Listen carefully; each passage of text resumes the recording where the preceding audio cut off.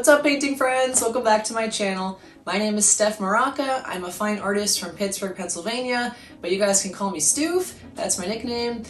Today is going to be artist vlog number 3, where I talk about my national park inspired solo exhibition coming up in October.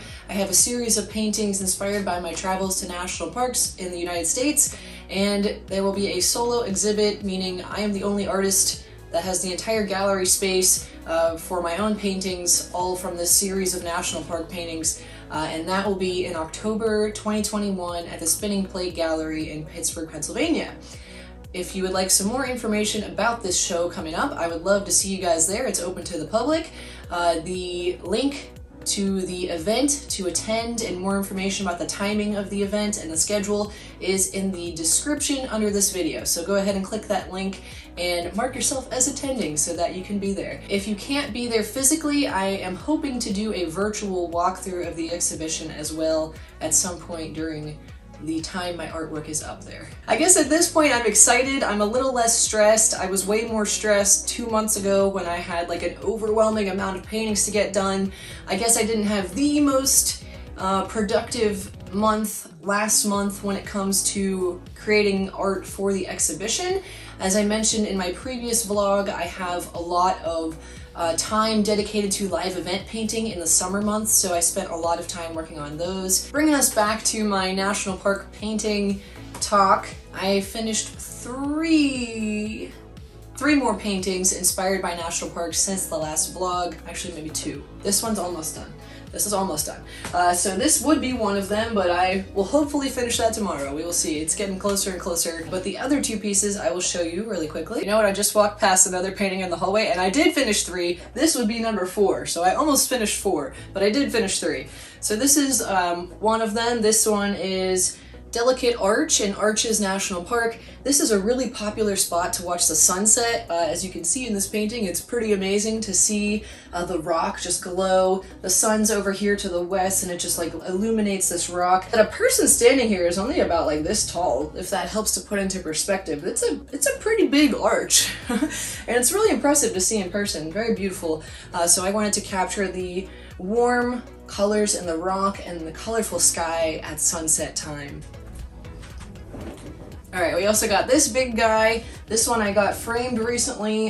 This is a couple of my pieces have frames like this. It's like a distressed like wood with a little bit of pigment added to the wood there, like a stain.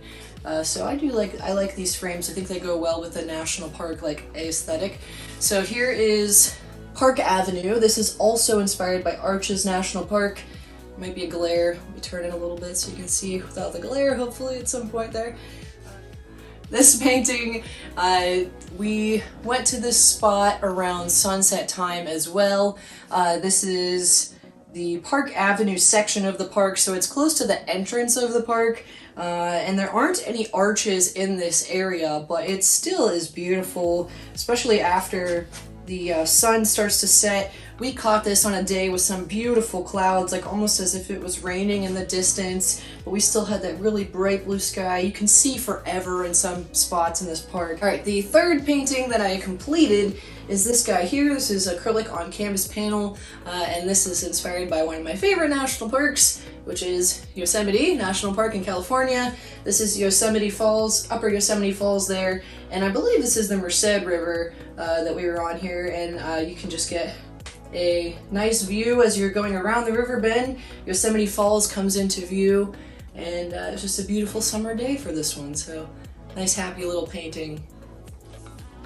I know that some of you guys have watched my video for the coloring pages a couple weeks back. I was testing out a marker set that was sent to me. I kind of hinted at the fact that I'll be starting a coloring book inspired by my national park paintings. I've been working on that recently too, and 2 of those 3 you just saw will be pages in that coloring book. They will be just lines and empty space for you to fill in with beautiful colors. And I'm going to keep you guys posted on the coloring books as well. I want to have those done and ready by the time the exhibit happens, but we're still working on that. So bringing it back to the exhibit, I just showed you the pieces that I had done over the last 6 to 8 weeks. Now I want to show you guys what else I did to prepare for the exhibition. So I visited the space in person this past month. I went into the gallery setting. I saw it has space for a lot more paintings than I was expecting it to have.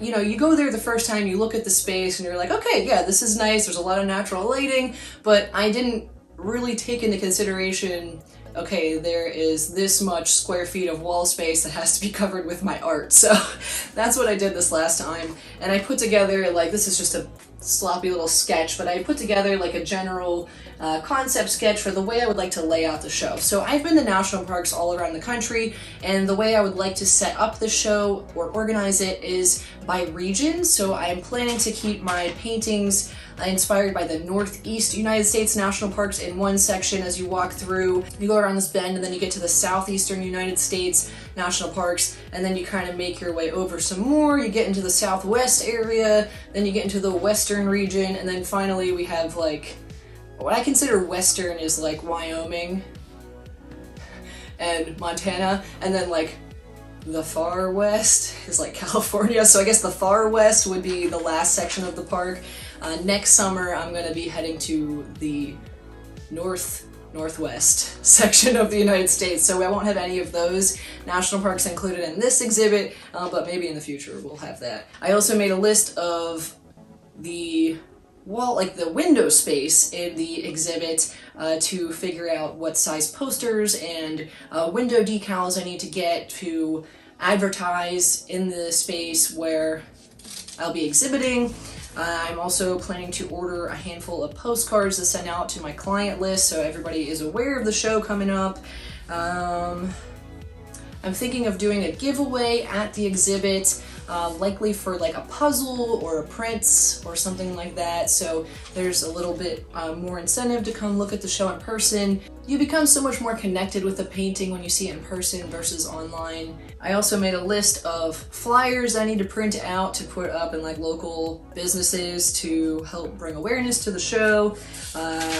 Haven't really looked into advertising yet, which I do need to do.